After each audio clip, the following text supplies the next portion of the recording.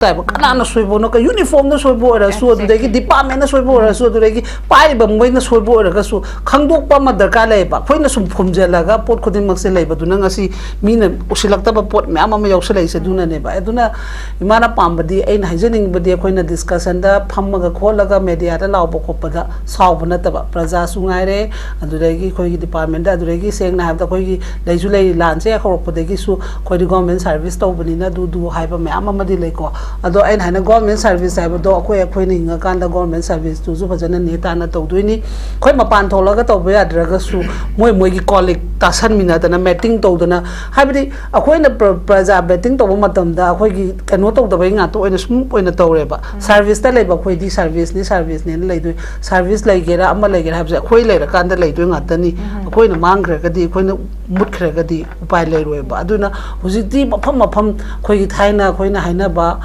kano phamba kana lepum phamba haidana tawraga tanabado adugumba me ama mataw thai ngasi magda su ngang khara kano taw matanda bai kai mari chat ya da ba khota ba aduna koi swa enjoy haibda adum badu na te ba in haibadi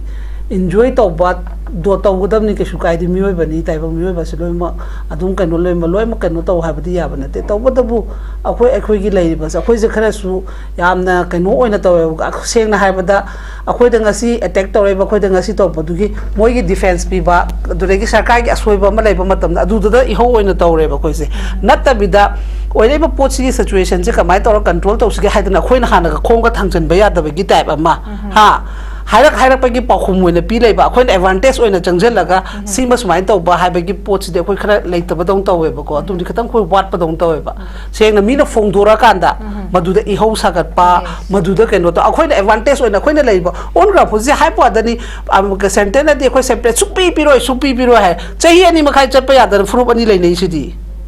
sim pabung na zo harami dune ba si akhoi di on ground da office ki lai ba khoi na di loi makhang bani na mi na ngangak padu dan da asmana kano du na ma hai gi bani piro e mai semjar kani na natte ba khoi na moi da time bomb pi ta re kan kan da no na separate piro hara ka chahi chupa smile handori bra natra khoi na time limit ama moi da state amu center da thammaga tha su poki manung da akhoi chalalu hai akhoi na so ma thangjan bedi ya da bra hai bani da mina tawroi hai re na khoi sum lai duri bra ba adu ta re khoi economy fail oi tamni huji ge ngo hai pa da ni marwari lai ba me am sti ka ba la di nungai re national highway taw ba huji te tum tang na yole upai lai tam khoi na chalu ra su lai ba ya dam ni na afang ba thum kg da lupa yang khai pi ra su lan manung da dum chanari tu ni pura sola su aduna sumba me am lai bani na aina khoi na su advantage oina khoi manipur gi sumba se sumaina haidana mayam sina lomin na bagi khara so khoi na step ma putho pa ma thau tai ba mi na haibe du gi defense taw ni moina la em phong moi du gi defense taw adolom da sum defense da han khoi no moi kam na ba du gi defense taw budi ma thau tai taw da ya di aram ma thabu du khoi na taw pam da bani khoi defense taw pa ni adu ga huji oire ba situations mai thamak pa da di khoi no ne responsibility rule su dai na governor da na tro phare national highway se kan tha ge hai no noi huji livery camp gi dum phare ne aduga moi di more de huji changal loi doini December ma March pa mai ri duni madu ra kan changan gi hai no time limit mana piu hai ba ma khoi adu mai na taw ba ma thau ta bra hai na khalle ma na ko adu bu masi haru ra ga su masi angang mali khong mali de hai ba ain hai na khoi na su ka tang hana advantage taw se ba mi gi separate piu hai ba pot to mukta na lai ni na hana han do yango huji president rule gi matam da na tro ka no da na han gi han taw ba se mai rong gi taw ri do na sapan mena da taw ri dune ba adu mi mukta na ngai mem du di che pero na moi kai right no ma jali to karai da no ba mi munda changa por hura lo din te da na bus to thara na to ga lambi chacha bu mai kari mai fundamental right le ta bra ba subla khal aduna aina hai se mana hai se ai aduna mina di hai ba su da saugan bai na te iton da na to bu su ya ba na te aina power pai po de mu su phai aina hai se aduna propok cha ga thamoi da pubang amak tare ba aduna aina ngasa haje ki budo religion me ampula ta bani basida kanana ya na de khon loi urba nga tani kanano mang do no ha ba se sima so khoina khan ba ma thau ta ba ko basi khangri bokti khoina mulani di dum mitta di haina ra chin di leina ba mutta na ba kai dok sige ha ba si am ta tok de ba khoi se sine ba ina nongai tri se aduna du to mina si acho ba si so na dum mang thara chang ba ma ma hoi gi di achung ba bu to ra de tung dum in ge ha ba pot tu ne ba aduna du gum ba katang su khoina puthok pa ma thau tai khoi tung in je ge aduga apha ba to hom si hayeng tung gi chai su gi damak le hori ba myam si gi damak aduna dam lak je gi ma ka main tham bi ba yai it's a wake up call khoi da am kai na mayek seng na ba mitna singna batak po famni pabung stambire ozanu thambire aduna north east ta especially manipur da sing machanga ko mayam sine India gi na apun bege atoba masi threat amaka oiduri another partition is in the process aina hai kamai thambire ma Riba Praja Mata Kujunjari, the Bakoni panelists when you come to Riva, Amusung Sanjoy, Pondasu. Subla Masi, Tasena, Aren Lavi Ravina, but the Hypegi Waniko. Masuji in the Iwan Mana, the other day, the Torga Mana to the Harape one neighbor. A quick the Hana, they already said to Macoin Prajana, Su, Azuregi, Madame to the same level 2023, the Lerambakoi governor, a quick crisis at home, Matunda, Mana Chotam, border relief camp, the Japamatamda, Mana Sukoi governor, Masan, Anusha weekend, Su, high giver later, Baneva, Quidish Manta or Lady. Aduna, a quick the Hana, the Gisula, Podida Quidi, Hypoadanisi, Mana High Haragas. Pai ba sarkar phammi ba mayam center amasung state china ko nahanoi modi na budi independent day da mana khara budi phongdok ga su akhoi gi oil ba se khoi da ngasi bawda crisis thengna pa se khoi genocide ni akhoi jis maina to bani na hara ga su amisana ngarang bawda kela da mana khoi interview ma to ba matam da su mana khoi communal crisis ni kaina dum highlight adagi na han Rabi na haiba matam da khoi gi army na uniform wala na stop to bo ngama roi haiba ne ba si section logdra ga dina adu bu home basidi amisana pai ni rajna na pai ni natra moi to ga do moi du na dum maina dum leira ga di khoi adu nei na se is da mana de khoi unity oi ba ma thau tai so haiba ne ba ko khoi bharat se pumbana na ado hai ba se hai di loi hai ba du ga to da ba sine ba bera oi ri se khoi di hana de dum wara la ba khoi na dum mito miran cha na khoi to re na dum vote ki matam do ro dum election gi lak pa matam da su dum law ro lak chei na cha adu gum ba khoi di pai ga da ba mi hut ne kha ga le ba ji su yong oi re ba situation me am sida huji khaina re ba to na re ba me am sida khoi gi mi hut ne le gi ba me am du di dum lai ri sine ba su mai na adu khoi gi na mu assembly fange run tawdre kana da no khoina hair do ke su MLA na sigi damakta chatkani habadi suta bada de RK sigi RN Rabi na haiba se ngasi ngarang na te mai date Wednesday ra to Thursday ro oi mai do Thursday ongani adu ngasi Sunday ni yengo khoi ni pakhalak panina khoi di discussion oi khanai tawri ba khoi gi MLA mi hut ne na lei ba sing du di kari bu phongdoro ke aduni babung khoi luri babu khoi na di pakhatna ne ba suji tungi future kamai taw don sigi steps e oraga di ado tungi khalaga khoi na dum hana de haira la idune ba aduna masi governor masa mang na khoi gi crisis is mai taw bani hai bokta accept taw ya da na ma sunga si ma masa mang na su parliament da ham de haira maga hujina mu communal crisis na dum tara lai sini khoi na sonda di genocide ni taw be puna makse na haira lai sini aduna sugum ba mayam ma lai ba adurege khoi gi lai ba manipur gi intelligence bu oro adurege khoi sarkar da phamba mising sina bu oro report se fazana pi darabra mai gi presentation se fazana puthopang ngam da be gi pot amasu sum usalae aduna hujiki mana haiba khakki khana bai wana te khoi di hana de gi dum loimak ta wara leire hai ba asa mai di hujingu hemanta biswa sharma mai angam ba power season raga ko adum tawri sine ba power season asikai su khana de ba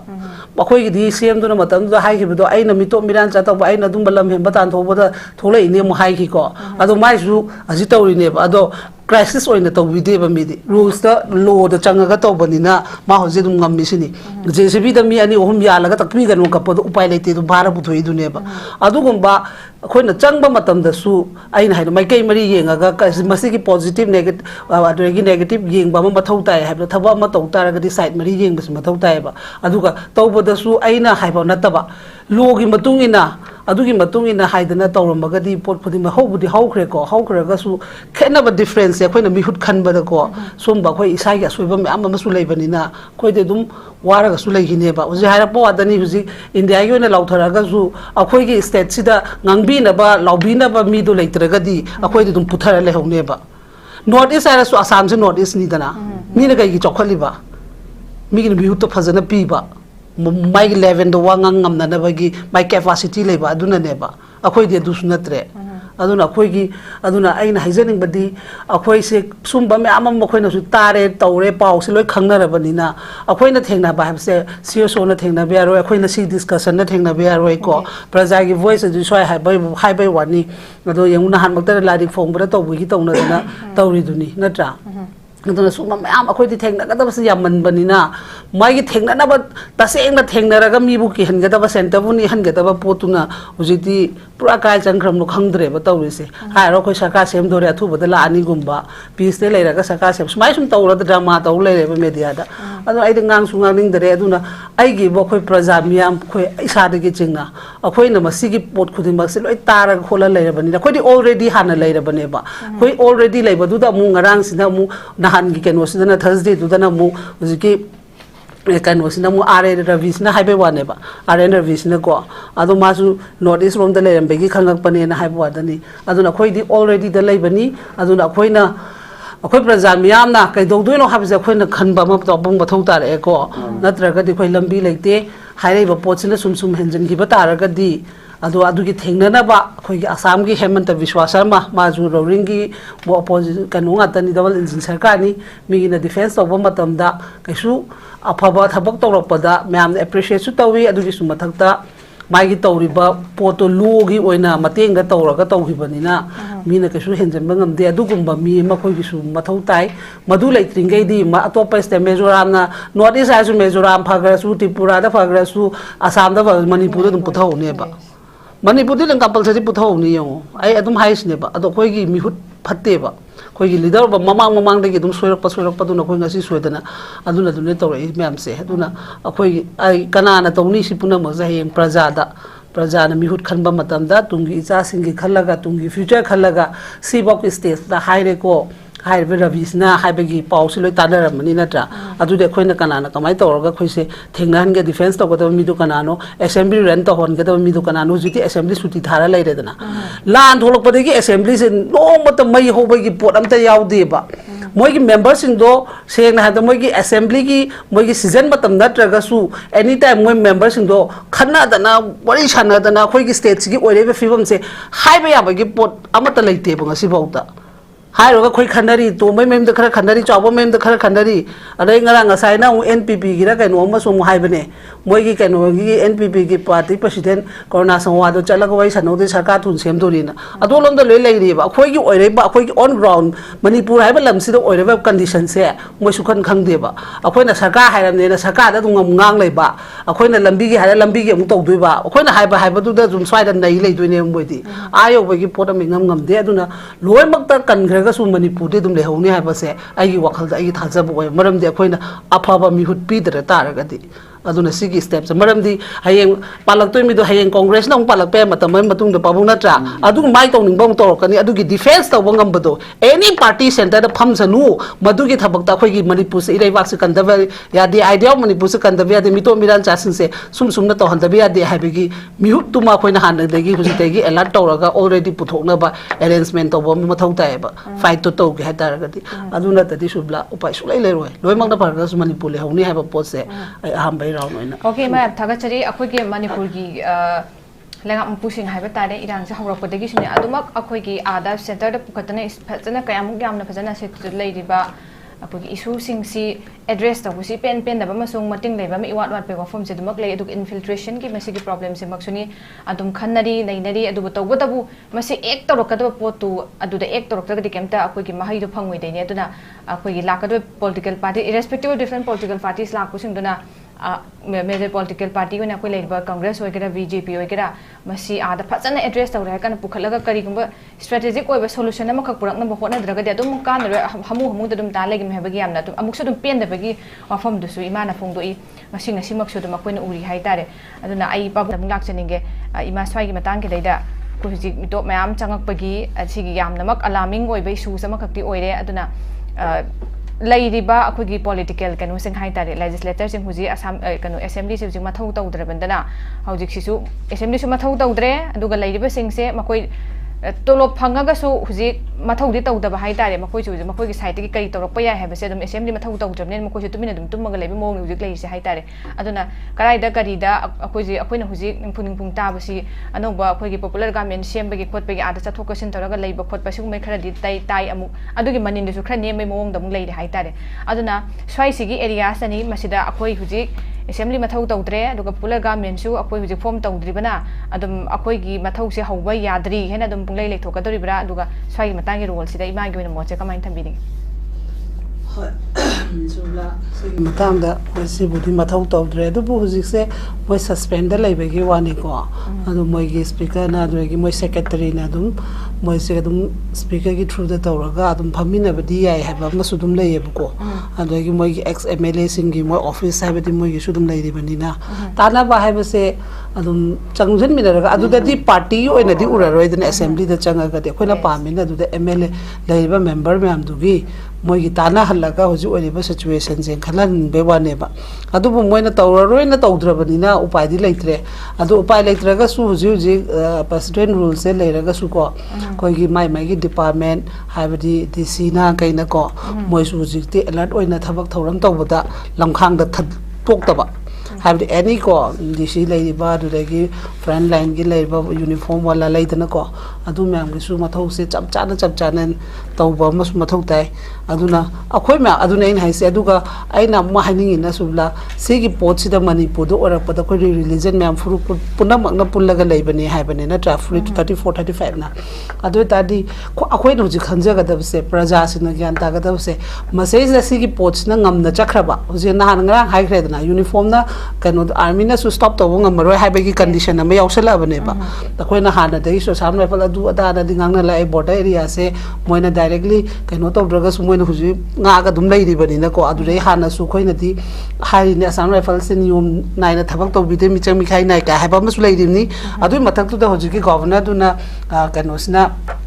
Rabi sina mu haibagi pot amasu la abani na adu da aina atopa da haning dreba leiri ba praja mem se masigi pochna ngamna chakhiba matamda karamba furup no khwaidai mangadaba do haibado sima khoi wakhal khalaninge babung ko aduna masi karambana masi changakpada huji phana mateng oina support leibana karamba furup no leitabana karamba furup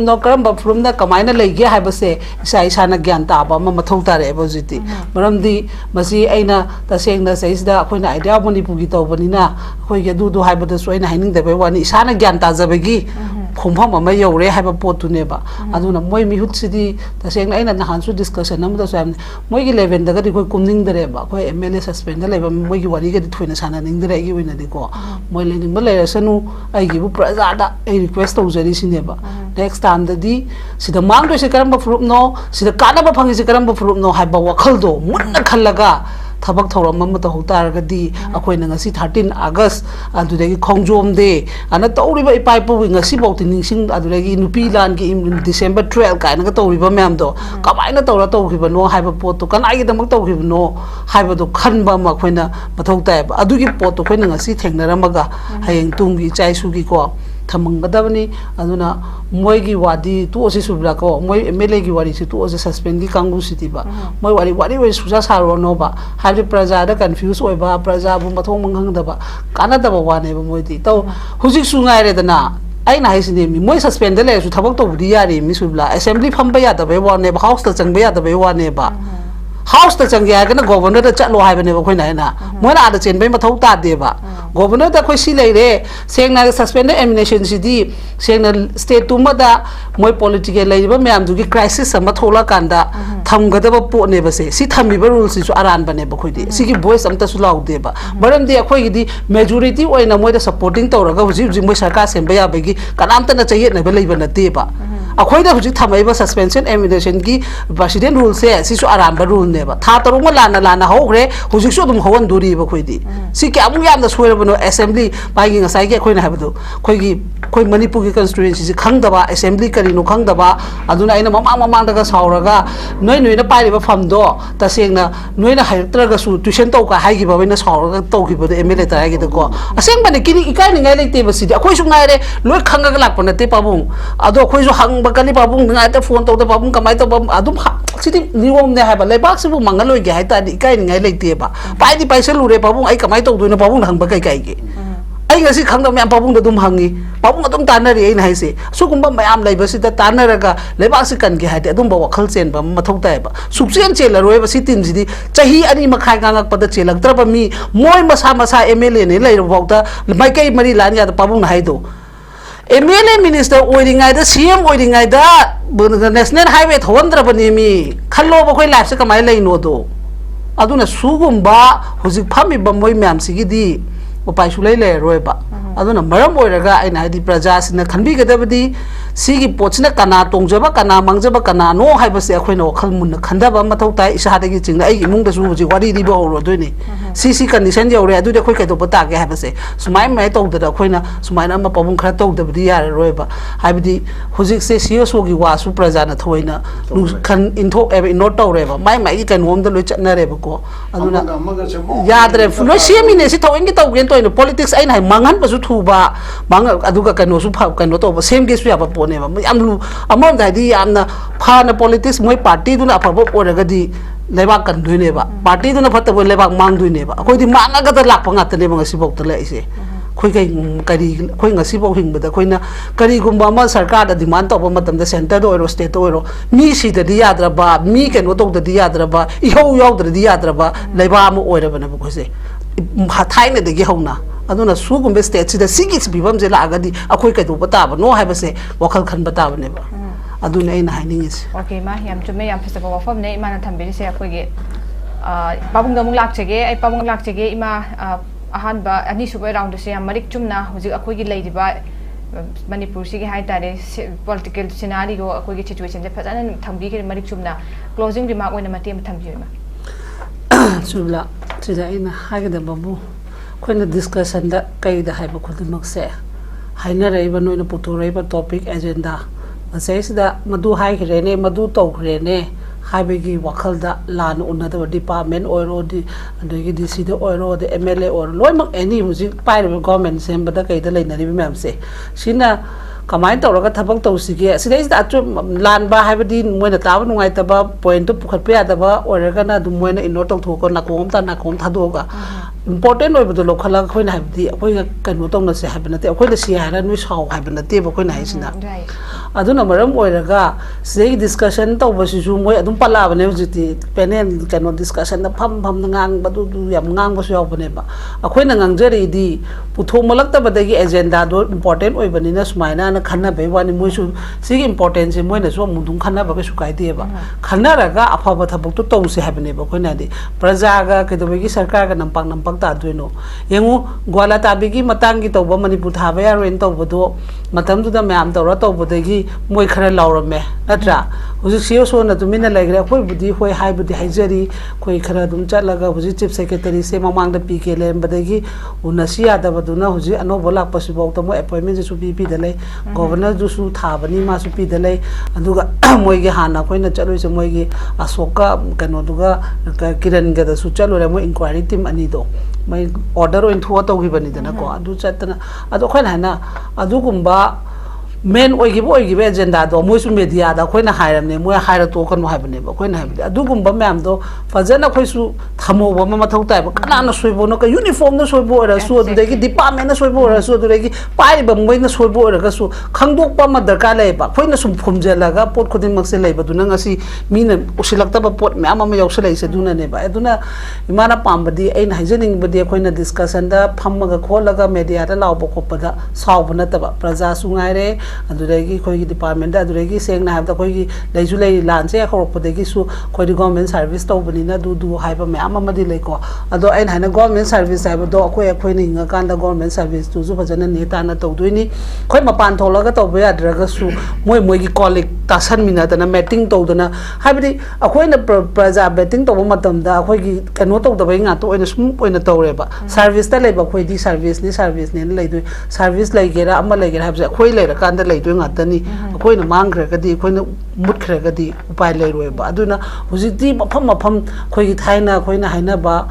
kano phamba kana lepum phamba haidana tawraga tana bado adugumba me ama to thai ngasi makda su ngang khra kano to madanda bai kai mari chat ya da ba khota ba aduna koi swa enjoy haibda adum badu na te ba in haibadi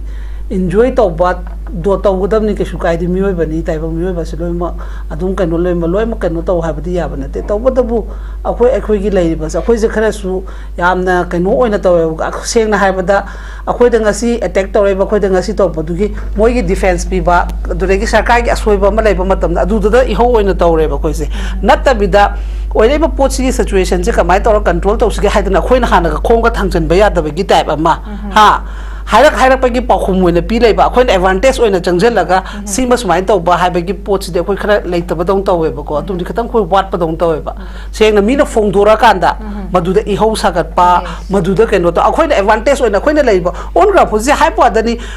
सेंटेना दि अखोइ separate सुपी पिरो है चही अनि मखाइ चटपा यादन फ्रूप अनि लेनै सिदि SIM पाबुंग जो हरमी दुनेबा सी अखोइ दि on ground office की लेरिबा खोइना दि लोइ मखंग बनिना मीना ngang पदुदन स्माना कनो दुन मा हाइगी बनि पिरो ए माइन सेमजर कनिना नतेबा खोइना मोइदा टाइम बाउंड पि तारे कं कांदा नोइना सेपरेट पिरो हरगा चही चुपस माले हेंदोरिब्रा नत्रा खोइना टाइम लिमिट अमा मोइदा स्टेट अमु सेंटर दा थम्मगा ए था सुपोकी मनुंगदा अखोइ चललु हाब अखोइना सोमा थांजनबदि यादब्रा हाबनिदा मीना तौरोय हाइरे नखोइ सुम लैदुरिब्रा बा अदु तारे खो इकोनॉमी फेल होय ताबनी हुजी एंगो हाइबो आदनी मारवारी लेबा मे आमस्ती कबा वाला दि नुंगाइरे नेशनल हाईवे तौबद हुजिते तुम तांगना योले उपाय लेतम खोइना चलुरसु लेबा यादबनिना अफंग थुम केजी दे रुपया 50 पिरसु लान मनुंगदा दुम चानरी तुनी पूरा सोलसु अदुना सुंबा मैम लेबनिना आइना अखोइना एडवांटेज ओइना अखोइ मणिपुर की सुंबा से सुमाइना हाइदना मैम सिना लोमिनबगी खरस अखोइना स्टेप अमा पुथोप अमा मथौ तायबा मीना हाइबदुगी डिफेंस तौनी ए मोइना लारि एम फोंग मोइदुगी डिफेंस तौन अदोलम त सुम डिफेंस दा हाना होय नोमै कामनाबदुगी डिफेंस तौबदी मथौ ताय तौदबे यादि आराम थबुदि अखोइना तौबा पामदबनि अखोइ डिफेंस तौरपानी अदुगा हुजि ओइरेबा सिचुएशन सुमाइ थमकपददि अखोइना ने रेस्पिरेटरी रूल्स लेबना गवर्नर दा नट्रो फरे नेशनल हाईवे से kan thage haino noi huji livery camp gi dum phare ne aduga moi di more de huji changal loi doini December ma March pa mai duni madura kan changan gi haino time limit mana piu hai ba khoi adu mana tawba ma mathau tabra haina khalle mana ko adubu masi hairu raga su masi angang mali khong mali de haiba ain haina khoi na su ka tang hana advantage tau se ba mi gi separate piu haiba pot to mukta na laini na hana ahan do yango hausi president rule gi matam da natro kano da nahan gi ahan tawba se mai rong gi tawri do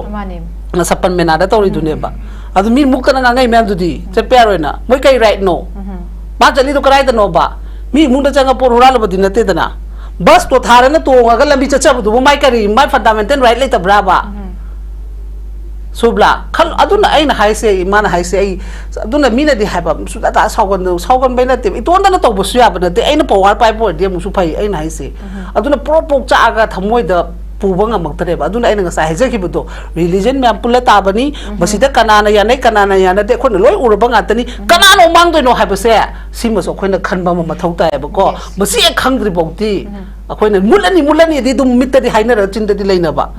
mutta na kai doksi ga haba sidi amta tawde ba khoi se sine ba ina nongai tri se aduna du to minasi acho ba siyo so na dum mang thara changba ba mad ima hoi gi di achung ba bu tawra de tung dum in ge haba potu ne ba aduna du gum ba katang su khoina puthok pa ma mathau tai khoi tung in jage aduga afaba ta homsi hayeng tung gi chai su gi damak le hori ba myam si gi damak aduna adu hajira ga last case ma lo se Thakachiri ma